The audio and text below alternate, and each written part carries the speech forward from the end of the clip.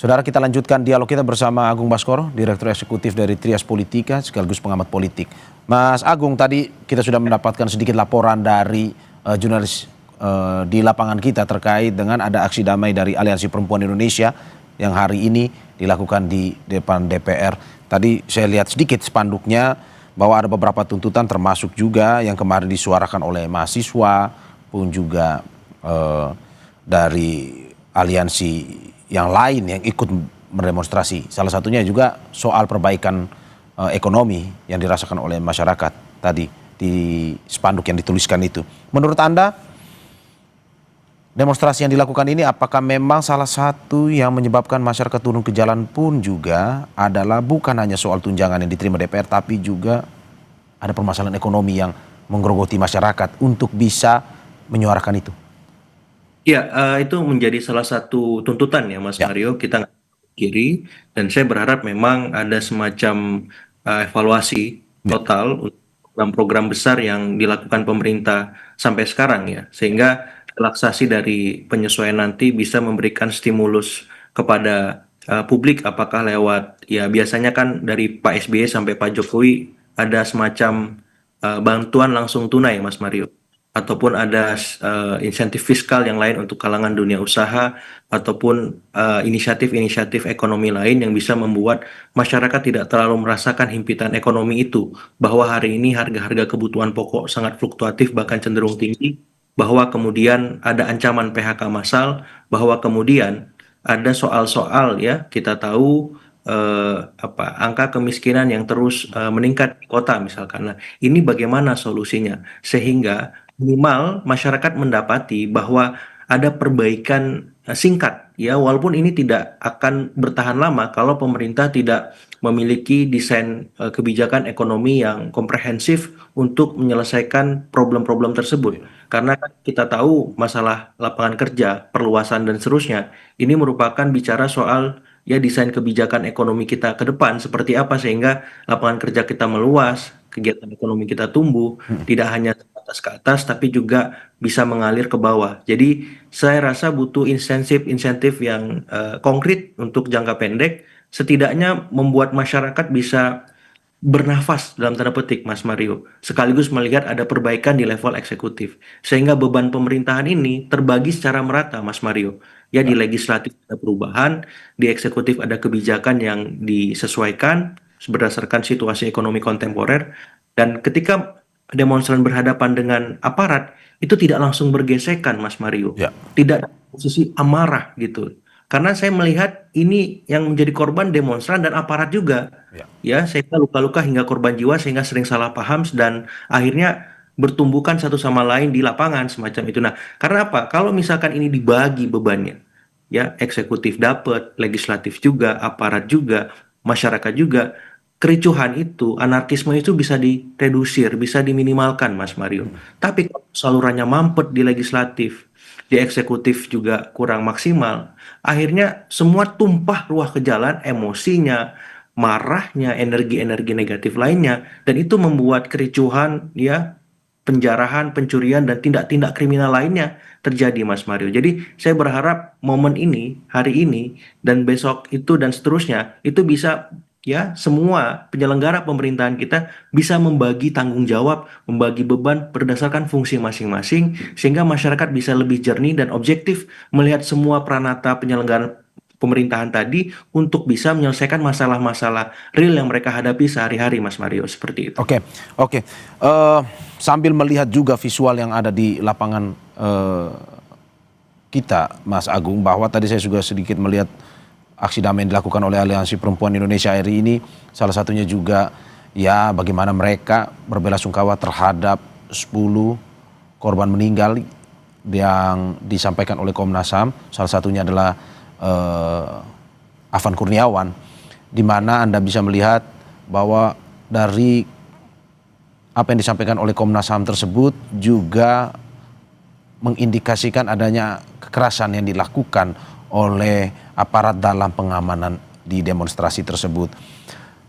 Yang ingin saya tanyakan, bagaimana ke depan bahwa oke, kita boleh menyampaikan aspirasi, tapi kita boleh juga mendapatkan keselamatan, boleh juga hak-hak kita untuk hidup, hak-hak kita untuk menyampaikan aspirasi ini tanpa pada akhirnya ada gesekan seperti ini.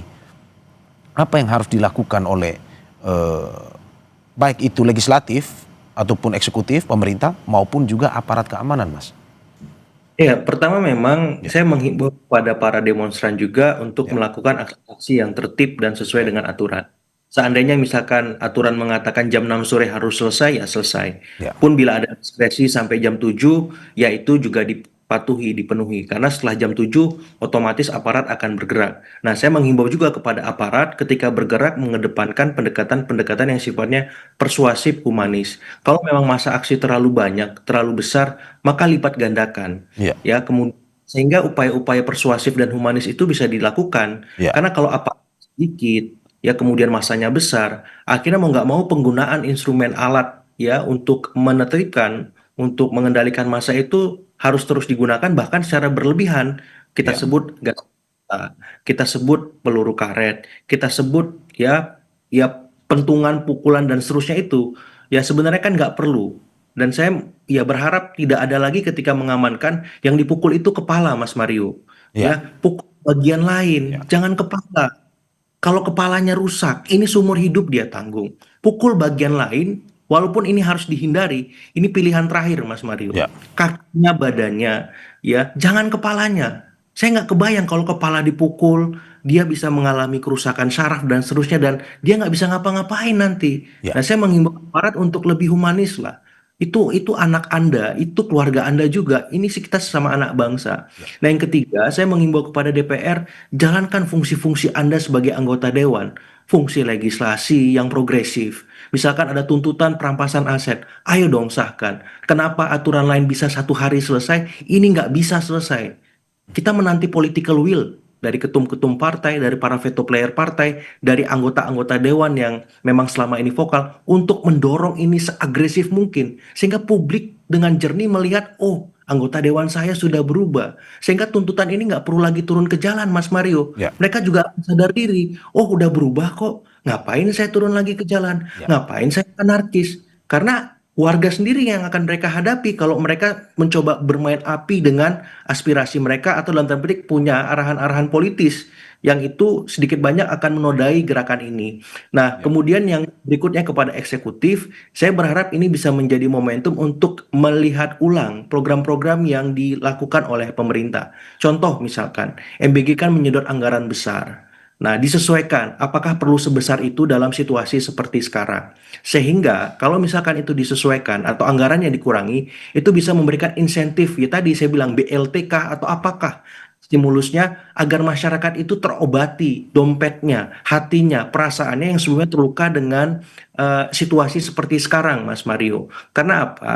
Karena jangan sampai ini terus-menerus ya kondisi apa ya, awas waspada di persepsi kita. Mungkin hari ini sudah kelihatan terkontrol, terkendali, tapi saya yakin dalam benak kita, sebagian kalangan masih ada perasaan was-was. Ini beneran sudah clear, clean, atau secure nggak? Seperti itu. Apakah ini sudah terkontrol seutuhnya Ya, nggak? Apakah pemerintah berubah nggak? Seperti ya, itu. Jadi saya ingin cara kita memastikan ini tidak terulang lagi kejadian-kejadian ricuh, penjarahan, dan seterusnya gara-gara demo kemarin yang kemudian ditunggangi oknum-oknum tidak bertanggung jawab itu adalah bagaimana mendorong pemerintahan kita, eksekutif, legislatif, kemudian aparat dan demonstran itu sendiri untuk sama-sama berubah dan lebih baik ketika menjalankan peran-perannya seperti itu. oke, Mas, tapi ini menarik bahwa hingga saat ini terkait dengan proses ataupun aparat keamanan dalam mengambil sikap tegas di lapangan itu seperti yang disampaikan bahwa ada pihak-pihak yang tidak murni menyampaikan demo sehingga harus Ya, diambil tindakan tegas. Menurut Anda apakah betul. kita bisa menjadikan ini sebuah alasan untuk nantinya bersikap lebih tegas ataupun lebih keras dalam akhirnya mengamankan orang-orang ini yang ikut berdemonstrasi dengan alasan bahwa ada juga mereka yang tidak murni nih menyampaikan aspirasi atau bagaimana sebenarnya? Atau yang kita bisa Iya, sebut ya disusupi, ditunggangi. ya, ya, saya membaginya begini, Mas Mario. Ya, Ada demonstran mm-mm, dan di dalamnya ada oknum demonstran. ya, Saya nggak bisa mengkiri ketika saya berdemonstrasi itu ada orang-orang yang memang sengaja memancing di air keruh, Ya. memancing provokasi di dalam masa demonstran itu. Kita nggak boleh menutup mata juga demonstran bahwa ada orang-orang semacam itu yang memang secara person by person kita tidak bisa mengendalikan. Hmm. Tapi juga ada oknum-oknum aparat yang memancing kericuhan itu. Dan aparat juga nggak boleh menutup diri di evaluasi semacam itu. Karena apa? Karena penting objektivitas kita atas situasi yang ada di lapangan tadi. Dan mau nggak mau di kalangan demonstran harus tertib. Memastikan anggotanya memang sesuai aturan. Ya. Begitupun aparat harus lebih tertib, lebih bisa mengontrol. Ya, ketika menertibkan tuh komandannya harus standby supaya pasukannya terkendali sehingga tidak melindas lagi, sehingga tidak memukul kepala lagi, sehingga tidak menggunakan gas air mata yang berlebihan bahkan sudah kadaluarsa.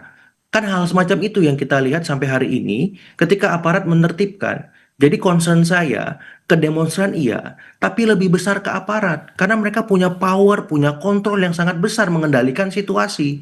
Karena mereka dilatih terus untuk ini setiap waktunya. Ya. Jadi kalau mereka membuat kesalahan, maka hukuman paling berat itu di aparat. Ya. Dan otomatis standar kualitas aparat yang mengamankan harus terus ditingkatkan. Kenapa kita harus dorong reformasi kepolisian di tubuh Polri? Walaupun ini mungkin sebatas wacana yang terus kita dengungkan, tapi momen ini bisa memastikan itu mestinya terus berjalan. Dan saya berharap dalam waktu dekat yang dihukum bukan hanya bawahan-bawahannya Mas Mario. Ya. Ya, 7 oknum brimob yang melindas itu. Tapi juga pimpinan-pimpinannya dong. Ya. Harus fair. Mereka kan tidak mungkin bergerak tanpa pimpinannya, tanpa komandannya. Kalau mereka tidak dihukum, ini nggak adil buat masyarakat. Dan kita mau melihat itu di tubuh Polri. Ada jenderalnya nggak? Ada komandannya nggak yang dihukum? Seperti itu. Oke, berarti Anda mau bilang bahwa harus lebih hati-hati dengan adu domba yang terjadi di lapangan ya? Persis, persis. Karena ini situasinya sangat ramai kan. Ada Ya, ya. ratusan ribu, bahkan puluhan ribu massa. Dan satu momen tidak bisa terkontrol. Apalagi mereka tidak mematuhi aturan. Misalkan jam 6 sore harus berhenti misalkan. Ya, ya. Mau masing-masing pihak. Dan saya tone-nya lebih besar ke aparat. Ya. Untuk memastikan pasukan mereka berada dalam kendali komandannya. Dan bagi demonstran memastikan bahwa peserta aksinya itu memang bisa tertib ya untuk meninggalkan ataupun menyelesaikan kegiatan demonstrasi itu. Dan yang paling penting sebenarnya Ya. ada persepsi di kalangan demonstran ataupun publik hari ini apa perlu kita anarkis sehingga didengar. Karena kalau kita tertib-tertib aja nggak didengar kok. Ngapain? Nah, saya ingin pemerintah membantah itu bahwa kalau Anda demo tertib justru kita dengar, kalau Anda demo anarkis malah kita akan tertibkan dan kita hukum setimpal. Nah, masalahnya ini belum terwujud Mas Mario. Jadi anggapan ini adalah pekerjaan rumah dari pemerintah untuk memastikan aspirasi yang tertib, aspirasi yang konstitusional itu langsung didengar, langsung dieksekusi seperti itu. Ya. Berarti Anda mau bilang bahwa sampai saat ini pemerintah belum tegas sehingga sampai saat ini walaupun seperti pertanyaan saya tadi, walaupun Presiden sudah memberikan konferensi pers terkait dengan ini, tapi aksi pun masih terus berlangsung. Iya, karena bawahannya masih memformulasi itu, Mas Ya. Mario. Masih berusaha menyesuaikan ritme dari Pak Presiden sehingga bisa terejawantah di level-level street level birokrasi ya. Di level-level ya aparatur di bawah yang langsung berhadapan dengan demonstran tadi, misalnya anggota dewan, kepolisian, kementerian, seperti itu. Karena kan kementerian juga dihimbau untuk membuka diri terhadap masukan ke masing-masing kementerian, Mas Mario. Nah, saya belum melihat ada arahan-arahan yang agresif untuk merespon itu dan saya kira ini jangan terlalu lama. Ya, dari masyarakat sipil kemarin saya lihat ada deadline 5 September. Ada nggak arahan dari partai, aparat, kementerian untuk mengeksekusi tuntutan-tuntutan tadi? Karena kalau misalkan itu tidak hanya sebatas ya didengar atau disimpan kemudian dilihat saja tuntutan tadi, ya tadi kita akan menumpuk masalah lagi, Mas Mario. Ya. Ya, menumpuk terus ya. Mungkin bom waktunya bukan dalam waktu dekat, tapi saya tidak mau itu terjadi lagi. Sudah cukup. Korban jiwa yang jatuh sudah terlalu mahal dan Ya. kita harus melihat hal lain untuk naik kelas, Mas Mario. Oke, oke. Jadi ya ini menarik sekali untuk dibahas terkait dengan aksi ini karena prediksinya belum ketahuan akan sampai kapan aksi damai ini akan terus berlangsung dan bagaimana penyampaian yang baik setelah konferensi pers kemarin yang bisa diterima oleh DPR untuk nantinya bisa berdialog. Tapi memang pertanyaan berikutnya Mas, Ya. prediksi Anda apakah aksi damai ini akan terus berlangsung tidak hanya di Jakarta dan tapi juga di seluruh Indonesia, dan apa sebenarnya tuntutan utama dari aksi damai tersebut? Tapi sebelum Anda jawab, kita usai jeda berikut.